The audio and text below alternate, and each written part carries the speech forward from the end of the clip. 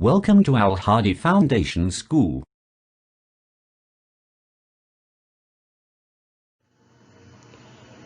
Bismillahirrahmanirrahim.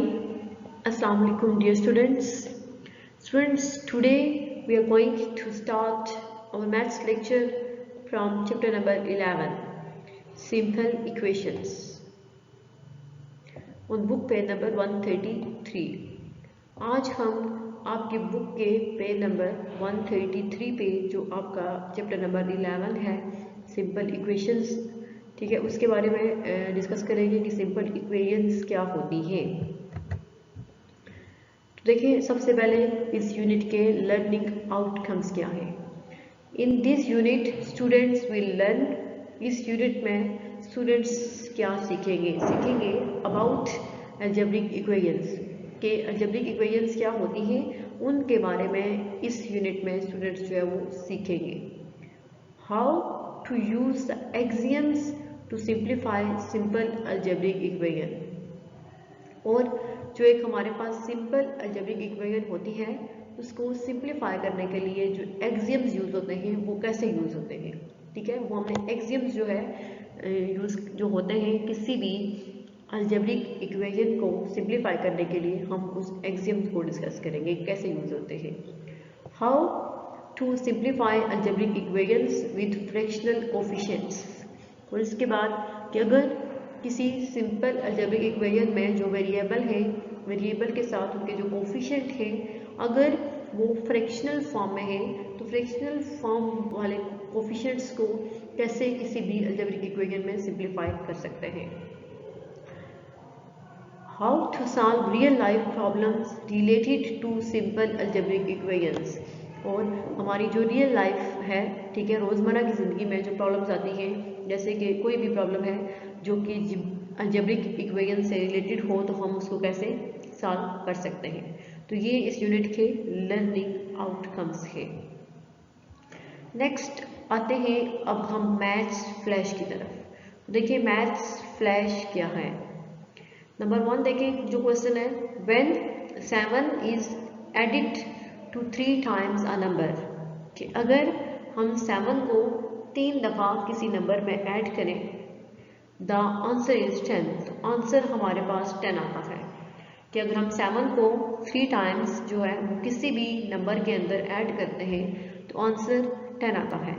What is the original number, तो बताएं कि ओरिजिनल नंबर क्या होगा, ठीक है। तो यहाँ पे 7 को 3 टाइम्स, तो 3 टाइम है तो इसलिए हमने 3x लिखा है, सारा को नजर आ रहा है, छोटा सा लिखा हुआ है 3x प्लस 7, इन 7 को 3 टाइम्स ऐड किया तो इक्वल आया 10 के। अब यहाँ से आपने इस इक्वेशन को सॉल्व खुद करना है कि आपके पास जो कॉन्स्टेंट्स है, ठीक है, वो ट्रांसपोजिशन के प्रोसेस से हम उनको जो है वो एक साइड पे लेके आएंगे। अब 3 के साथ x है, x वेरिएबल है और आपको पता है कि वेरिएबल की कोई भी एक स्पेसिफिक वैल्यू नहीं होती, तो हमने यहाँ से वेरिएबल x की वैल्यू को फाइंड करना है जो कि ओरिजिनल नंबर होगा। तो इस 7 की साइड चेंज करेंगे तो 10 माइनस 7 हो जाएगा। जब साइड चेंज होती है तो यू नो डैट के फिर साइन भी चेंज होगा, 10 माइनस 7 होगा, तो 3x is equal to 3, okay. तो x को 3x इज इक्वल टू 3 जब आएगा तो हमने x की वैल्यू फाइंड करनी है। तो x की वैल्यू फाइंड करने के लिए ये जो x के साथ वाला 3 है ये x के साथ मल्टीप्लाई हो रहा है। जब साइड चेंज करेंगे तो ये 3 के नीचे डिवाइड हो जाएगा, तो 3 और 3 कैंसिल होके आंसर आपके पास 1 आएगा। इट्स मीन ओरिजिनल नंबर क्या है, 1 है। ये आपने अपनी रफ नोटबुक जो है उस पर सॉल्व करना है, ये मैथ्स फ्लैश जैसे मैंने बताया है।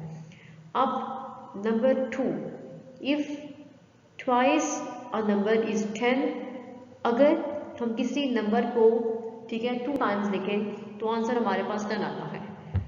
व्हाट इज दैट नंबर, तो वो नंबर क्या होगा। कि अगर हम किसी भी नंबर को 2 टाइम्स लिखें तो आंसर हमारे पास जो है वो 10 के इक्वल आता है। तो आपने फिर ये बताना है कि वो नंबर क्या होगा। तो इसके लिए आप जो क्वेश्चन बनाएंगे वो होगी 2x इज इक्वल टू 10, तो वहाँ से फिर आपने x की वैल्यू फाइंड करनी है। तो ये जो मैथ्स फ्लैश के दोनों पार्ट्स हैं वो आपने अपनी रफ नोटबुक्स पे सॉल्व करने हैं। अब नेक्स्ट देखिए, एक एग्जांपल है, Razak thinks of a number, कि रज़ाक जो है वो एक नंबर सोचता है। He adds 7 to 4 times that number, वो 7 को उस नंबर में, जो नंबर वो सोचता है उस नंबर में वो 7 को 4 टाइम्स जो है वो ऐड करता है। द रिजल्ट इज 27, तो ऐड करने के बाद उसके पास जो रिजल्ट आता है वो 27 आता है। फाइंड द नंबर, तो नंबर फाइंड करें, नंबर बताना है कि वो नंबर क्या है। रिट्रेस रज़ाक स्टेप्स, अब सबसे पहले ये जो स्टेप्स रज़ाक ने फॉलो किए हैं वो रिट्रेस करते हैं, कि उनको रिवाइज करेंगे कि वो कौन से थे। स्टेप नंबर 1 है ही गेट्स 27 बाय एडिंग 7, कि वो 7 को जब 4 टाइम्स किसी भी नंबर में ऐड करता है तो उसके पास 27 आता है। सो इसलिए टेक अवे 7 फ्रॉम 27, तो हम क्या करेंगे कि 27 में से 7 को माइनस कर देंगे। The answer is 20। जब हम 27 में से 7 को माइनस करेंगे तो आंसर हमारे पास 20 बच जाएगा। ये स्टेप 1 था। नेक्स्ट स्टेप 2 है he gets 20 by multiplying the original number by 4, तो अगर वो जो ओरिजिनल नंबर है उसको 4 टाइम्स मल्टीप्लाई करें तो आंसर 20 आता है। इसके बाद रज़ाक ने ये सोचा कि जब मैं 27 में से मैंने 7 को सब्ट्रैक्ट किया तो आंसर मेरे पास 20 आया। तो 20 जो है वो, अगर वो हमने पहले पढ़ा था कि 4 टाइम्स एक नंबर को 7 में ऐड करना है, तो 20 जो है वो कैसे आएगा, अगर मैं जो है 4 टाइम्स किसी नंबर को मल्टीप्लाई करूँ तो आंसर 20 आना चाहिए। तो इसने के लिए क्या किया, डिवाइड कर दिया 20 को 4 के साथ, divide 20 by 4, the result is 5। और जब उसने 20 को 4 से डिवाइड किया तो उसके पास रिजल्ट जो है वो आया 5। So the number Razak thought of is 5, इसलिए रज़ाक ने जो नंबर सोचा था वो क्या था, 5। ठीक है, तो हमने इस स्टेप्स के जरिए जो है वो उसको सॉल्व किया कि कौन कौन से स्टेप्स फॉलो करने के बाद उसने वो नंबर जो है वो उसको फाइंड किया। चेक करना है कि 4 को अगर हम 5 से मल्टीप्लाई करते हैं तो आंसर 20 ही आता है। ये स्टेप ये है कि जो हमने पढ़ा था number 2, he gets 20 by multiplying the original number by 4, के जो आंसर 5 आया है ओरिजिनल नंबर, अगर वो उसको 4 से मल्टीप्लाई करें तो आंसर 20 आएगा। देन 20 प्लस 7 के उसको ऐड करेंगे तो आंसर 27 ही आएगा। तो जो इक्वेशन बनेगी वो क्या है, 4x, यानी कि 4 टाइम्स जो है उसने ऐड किया है 7 को प्लस 7, 4x प्लस 7, यानी उसने 7 को 4 टाइम्स ऐड किया तो रिजल्ट किसके इक्वल है, 27 के। तो ये एक इक्वेशन बन गई, 4x प्लस 7 इक्वल टू 27। अब इसमें से x जो है वो वेरिएबल है, वो आप लोगों को पहले भी पता है कि x वेरिएबल होता है, और वेरिएबल वो होगा जिसकी कोई भी स्पेसिफिक वैल्यू नहीं होती, उसकी वैल्यू जो है वो कोई भी परमानेंट नहीं है, वो चेंज होती रहती है, तो इसलिए हम उसको खुद से फाइंड कर सकते हैं। और x के साथ जो 4 है वो वेरिएबल x का कोफिशिएंट है और इसको कांस्टेंट भी कहते हैं। ठीक है, ये वेरिएबल x का क्या है, कोफिशिएंट है। और ये यहाँ पे देखें, अब 7 और 27 दो है, इनके साथ कोई भी वेरिएबल नहीं है तो ये जस्ट कांस्टेंट होंगे, तो ये क्या है, कांस्टेंट है।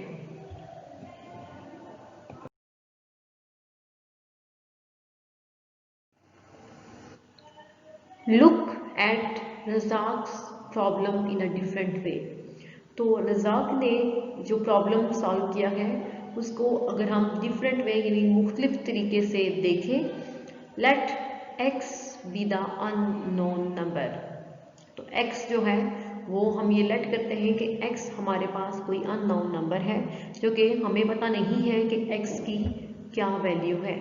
The statement is expressed mathematically as, तो मैथमेटिकली यानी कि मैथमेटिक्स में हम इस स्टेटमेंट को कैसे एक्सप्रेस करेंगे, 4x plus 7 is equal to 27, के एक जो है वो हमारे पास इक्वेशन है। Thus 4x plus 7 equal to 27 is an equation, ये जो है वो एक इक्वेशन है because it is satisfied by only one particular value of x, क्योंकि ये इक्वेशन क्यों है, ठीक है, इक्वेशन है, लेकिन इक्वेशन क्यों है, क्योंकि ये जो x की एक पर्टिकुलर वैल्यू है, x की एक जो खास वैल्यू है उसके लिए सेटिस्फाइड कर रही है ये इक्वेशन। अब वो x की वैल्यू क्या है, नेमली 5, यानी कि x इज इक्वल टू 5 हो तो फिर ये इक्वेशन जो है वो सेटिस्फाई कर रही है, इसलिए कि एक क्या इक्वेशन है। Similarly A X minus B is equal to C, इसी तरह अगर हमारे पास हो A X minus B equal to C तो इज एन इक्वेशन, तो ये भी एक इक्वेशन होगी in which X is the unknown quantity, और इस इक्वेशन में भी एक्स जो है वो क्या होगी, एक अननोन क्वांटिटी होगी, ठीक है। तो एक्स क्या है, वेरिएबल है, उसकी कोई भी स्पेसिफिक वैल्यू नहीं होती, उसकी वैल्यू हमने खुद फाइंड करनी होती है, और अगर x हो तो इट्स मीन हमें इसकी वैल्यू नहीं पता, अननोन क्वांटिटी है। नेक्स्ट है डिफिनेशन ऑफ अलजेब्रिक इक्वेशन के, अलजेब्रिक इक्वेशन की डेफिनेशन क्या है, क्या होती है, through algebraic expressions connected by a sign of equality constitute an algebraic equation, कि दो अलजेब्रिक एक्सप्रेशंस जो कि साइन ऑफ इक्वलिटी के जरिए आपस में जुड़े होते हैं, ठीक है, कॉन्स्टिट्यूट यानी मुश्तमिल होते हैं। दो अलजेब्रिक एक्सप्रेशंस ऐसे एक्सप्रेशंस जो है वो साइन ऑफ इक्वलिटी यानी इक्वल के साइन के जिनमें शामिल होता है, वो आपस में इक्वल के साइन के थ्रू जो है वो कनेक्ट हो, उन्हें एक अलजेब्रिक इक्वेशन कहते हैं, ठीक है, कि ये दो अलजेब्रिक एक्सप्रेशंस जिनको एक इक्वल का साइन जो है वो आपस में कनेक्ट कर रहा हो उसको अलजेब्रिक इक्वेशन कहा जाता है। जैसे कि अब देखिए ये है 4x + 7 = 27, तो ये अलजेब्रिक इक्वेशन जो है एक साइड पे कांस्टेंट है लेकिन फिर भी ये इक्वेशन है, लेकिन अलजेब्रिक इक्वेशन में दोनों साइड्स पे आपके पास वेरिएबल्स का होना जरूरी है, तो वो तभी इक्वेशन बनती है, ठीक है। तो जो इक्वल का साइन है, अगर इक्वलिटी है तो इट्स मीन वो एक इक्वेशन है। तो ये डेफिनेशन जो है अलजेब्रिक इक्वेशन की, इसको आपने याद भी करना है और अपनी नोटबुक पे लिखना भी है। The expressions to the left and to the right of the sign of equality और the two sides of the equation and must always be equal, कि जो एक्सप्रेशंस होते हैं, ठीक है, साइन ऑफ इक्वलिटी के जो इक्वल के साइन के लेफ्ट और राइट यानी दाएं और बाएं साइड पे जो दो एक्सप्रेशंस होते हैं, ठीक है, वो उस इक्वेशन की दो साइड्स कहलाती हैं। इक्वल के साइन के दाएं और बाएं तरफ जो दो एक्सप्रेशंस होते हैं, वो दोनों एक्सप्रेशंस जो है वो इस इक्वेशन की दो साइड्स कहलाती हैं and must always be equal, और उनको हमेशा इक्वल होना चाहिए और वो हमेशा इक्वल होती है। If the equality of the two sides of an algebraic equation does not depend on the values of the symbols, if the equality के जो दो साइड्स होती हैं किसी भी अलजेब्रिक इक्वेशन की, उनकी जो इक्वालिटी है अगर वो उन अलजेब्रिक एक्सप्रेशन के अंदर जो सिंबल्स यूज हो रहे होते हैं उन पे डिपेंड ना कर रही हो, ठीक है, कि आपके पास जो अलजेब्रिक इक्वेशन है उसकी दोनों साइड्स, ठीक है, जो है अलजेब्रिक इक्वेशन की दोनों साइड्स पे आपके पास जो एक्सप्रेशंस है, एक्सप्रेशंस के अंदर आपके पास जो वैल्यूज है उनके सिंबल्स पे अगर वो डिपेंड ना कर रही हो, जैसे कि the two sides are always equal, दो साइड्स हमेशा इक्वल होती हैं, whatever the values of the symbol, ये बात मैटर नहीं करती कि जो वैल्यूज यूज हो रही है इन एक्सप्रेशंस में या इन दोनों साइड्स में उनके साथ सिंबल्स क्या हैं, सिंबल्स चाहे आपके पास प्लस है या माइनस है, लेकिन अगर उन दोनों साइड्स के मिड में इक्वल का साइन है, इट्स मीन यहाँ पे ये जो दो साइड्स आपस में इक्वल है। Then the equation reduces to an identity, तो फिर क्या करती है, फिर वहाँ पे इक्वेशन जो है वो एक आइडेंटिटी को भी रिड्यूस करती है, ठीक है, वहाँ पे हमारे पास जो है इक्वेशन में एक कोई भी आइडेंटिटी भी बन जाती है। जैसे कि फॉर एग्जाम्पल मिसाल के तौर पे x + y होल स्क्वायर, अब यहाँ पे देखें कि दो वेरिएबल्स के वो ऐड हो रहे हैं, x और y दोनों वेरिएबल्स हैं वो ऐड हो रहे हैं, तो उनका अगर हम स्क्वायर फाइंड करें तो वो किसके इक्वल होगा, x² + 2xy + y² आइडेंटिटी, तो ये जो है वो एक अलजेब्रिक आइडेंटिटी है जो वही है जो हमने पीछे जो है वो यूनिट नंबर 9 और 10 में की है, a plus b whole square is equal to a square plus 2ab plus b square. वहाँ पे वेरिएबल a b के साथ थी और यहाँ पे वेरिएबल चेंज हो गए x और y है। As both sides will always be equal irrespective of the values given to x and y, तो ऐसे ही जो दोनों साइड्स होती हैं इक्वेशन की वो हमेशा इक्वल होती हैं इरिस्पेक्टिव, उसमें ये बात मैटर नहीं करती कि x और y जो वेरिएबल हैं उनके साथ साइंस क्या है, ठीक है, उनकी वैल्यू क्या है, ये बात जो है वो मैटर नहीं करती, जस्ट दोनों साइड्स इक्वल होंगी क्योंकि इन दोनों के मिड में इक्वल का साइन है। An equation is satisfied by only some fixed values of x, और ये इक्वेशन जो है वो सिर्फ x की कुछ फिक्स्ड वैल्यू होती है, ठीक है, कुछ स्पेशल वैल्यू होती है जिसके लिए वो सेटिस्फाइड करती है। Thus इसलिए 4x + 7 is equal to 27 is an equation, इसलिए ये जो इक्वेशन थी 4x + 7 इक्वल 27 तो ये इक्वेशन है बिकॉज क्योंकि it is satisfied by only a particular value of x नेमली 5, क्योंकि ये x की एक पर्टिकुलर वैल्यू के लिए सेटिस्फाइड कर रखी है और वो वैल्यू क्या है 5 है, ठीक है। तो ये था कि इक्वेशन क्या होती है और इक्वेशन की दोनों साइड्स जो है वो कैसे इक्वल होती है। अगर आपके पास कोई भी इक्वेशन है, चाहे वो अलजेब्रिक इक्वेशन है सिंपल इक्वेशन है, तो उसकी दोनों साइड्स जो हैं वो हमेशा इक्वल होंगी और ये बात उसमें मैटर नहीं करती कि आपके पास जो इक्वेशन की दोनों साइड्स हैं उनमें आपके पास जो वैल्यूज हैं उनके साथ सिंबल्स क्या हैं, ये बात मैटर नहीं करती, वो दोनों इक्वल होंगी। नेक्स्ट है अब इक्वेशन एंड आइडेंटिटी, कि इक्वेशन क्या होती है और आइडेंटिटी क्या होती है, इन दोनों का आपस में क्या लिंक है।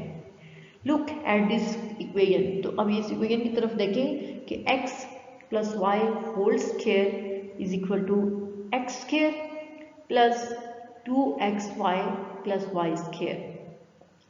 The two sides of this equation will always remain equal, तो इस इक्वेशन के जो की दो साइड्स हैं वो हमेशा इक्वल रहेंगी what ever the value of x and y, x और y की वैल्यूज जो भी हों, लेकिन ये जो इक्वेशन है इसकी दोनों साइड्स हमेशा इक्वल रहेंगी।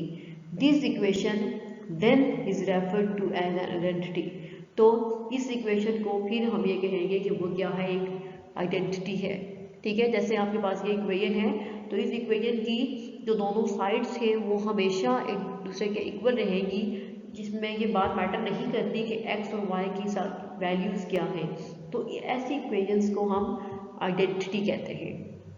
फॉर एग्जांपल, मिसाल के तौर पे if we substitute the values, कि अगर हम ये जो वैल्यूज़ हैं x और y, कि x = 3 एंड y = 2, कि अगर हम इस आइडेंटिटी में x = 3 और y = 2 सब्सटीट्यूट करते हैं तो फिर x + y whole square is equal to x square plus 2xy + y square. तो देखिए सबसे पहले लेफ्ट हैंड साइड सॉल्व करेंगे। लेफ्ट हैंड साइड क्या है, x + y होल स्क्वायर, तो ये आइडेंटिटी है, इस आइडेंटिटी में हम x और y की वैल्यू को पुट करेंगे। x की वैल्यू क्या है 2 और y की वैल्यू क्या है 3, 2 + 3 होल स्क्वायर। तो अब 2 और 3 को हम ऐड करें तो आंसर क्या आता है 5 स्क्वायर = 25, और 5 का जो स्क्वायर होता है वो 25 के इक्वल होता है। तो ये लेफ्ट हैंड साइड जो है वो सॉल्व होगी, उसका आंसर हमारे पास 25 आया। And right hand side is equal to, right hand side जो है वो किसके इक्वल आएगी, इसमें है x square plus 2xy + y square. तो x स्क्वायर मीन्स x की वैल्यू क्या है 2, 2 का स्क्वायर प्लस 2xy, तो 2 एज इट इज, x की जगह हमने 2 पुट किया और y की जगह 3, प्लस y स्क्वायर जो है वो 3 स्क्वायर के इक्वल होगा। तो 2 का स्क्वायर 4 प्लस 3 2 6, 6 2 12, 4 + 12 + 9, 9 कैसे आया 3 स्क्वायर इज इक्वल टू 9। तो अब अगर हम इन तीनों नंबर्स को ऐड करें तो आंसर 25 के इक्वल ही आता है। इट्स मीन कि left hand side is equal to right hand side. Identity इसको हम इसलिए कहते हैं कि इसमें अगर हम x और y की कोई भी वैल्यू पुट करें तो इनको सॉल्व करने से दोनों साइड्स जो है लेफ्ट साइड भी और राइट साइड भी दोनों इक्वल होती हैं। Now substitute the values x is equal to 4 and y equal to 3। अब अगर हम ये वैल्यूज जो है x और y की चेंज करते हैं, पहले थी 3 और 2, अब हम 4 और 3 लेते हैं कि x किसके इक्वल है 4 के और y किसके इक्वल है 3 के। तो फिर देखें लेफ्ट हैंड साइड किसके इक्वल होगी। लेफ्ट हैंड साइड में x की जगह हम 4 पुट करेंगे और y की जगह हम 3 पुट करेंगे। 4 + 3 होल स्क्वायर, 4 और 3 को ऐड किया तो आंसर 7 आया। तो 7 स्क्वायर इज इक्वल टू 49। तो लेफ्ट हैंड साइड जो है वो सॉल्व होगी तो आंसर क्या आया 49। एंड अब देखिए right hand side. Right hand side क्या है x square plus 2xy plus y square. तो x किसके इक्वल है हमारे पास 4 के, तो हम x को पुट करेंगे 4, तो 4 स्क्वायर प्लस 2, x किसके इक्वल है 3 के, तो x की वैल्यू हमने पुट की 3 और y के 4 प्लस अब y की वैल्यू 3 है तो 3 जो है वो स्क्वायर होगा। तो 4 का square 16, 2 3s are 6 and 6 4s are 24। तो 16 प्लस 24 और 3 का स्क्वायर 9 के इक्वल होगा। तो 24 प्लस 16 40 एंड 40 प्लस 9 किसके इक्वल है 49 के। इट्स मीन देखिए यहाँ पे भी लेफ्ट हैंड साइड इक्वल है राइट हैंड साइड के मीन्स हम यहाँ पे इस आइडेंटिटी में x और y की कोई भी वैल्यू जो है वो सब्स्टिट्यूट करें तो हमारे पास ये आइडेंटिटी होल्ड करेगी। Means left hand side equal होगी राइट हैंड साइड के। Try this by substituting different values of x and y, कि आप x और y की मुख्तलिफ वैल्यूज़ को जो है सब्स्टिट्यूट करके कोशिश करें तो आंसर इक्वल आएगा। The left hand side will always be equal to the right hand side for the values of x and y, कि x और y की आप जो भी वैल्यू ले लें फिर भी लेफ्ट हैंड साइड जो है वो हमेशा इक्वल रहेगी राइट हैंड साइड के। तो इसलिए ये आइडेंटिटी हुई। This is not an equation, this is an identity. Next है रिमेंबर। देखिए रिमेंबर क्या है। Remember that 4x + 7 = 27। अब यहाँ पे 4x + 7 = 27 एक इक्वेशन है। क्योंकि ये सिर्फ x की एक वैल्यू के लिए सेटिस्फाइड करती है और वो वैल्यू क्या है 5। अब इक्वेशन और आइडेंटिटी में डिफरेंस ये हुआ कि इक्वेशन जो है वो किसी भी एक स्पेसिफिक वैल्यू के लिए सेटिस्फाइड करती है, लेकिन आइडेंटिटी में आप x की या y की जो मर्जी वैल्यू पुट करें वो हमेशा सेटिस्फाइड करेगी। तो ये इक्वेशन आइडेंटिटी में डिफरेंस है। तो आज वाले लेक्चर में जस्ट हमने सिंपल इक्वेशन एंड आइडेंटिटी के बारे में डिस्कस किया। इंशाल्लाह नेक्स्ट लेक्चर में हम बाकी जो है वो अननोन क्वांटिटी और रूट के बारे में डिस्कस करेंगे। तो डेफिनेशन जो है अलजेब्रिक इक्वेशन की आपने लिखनी भी है और याद भी करनी है। अल्लाह हाफिज़।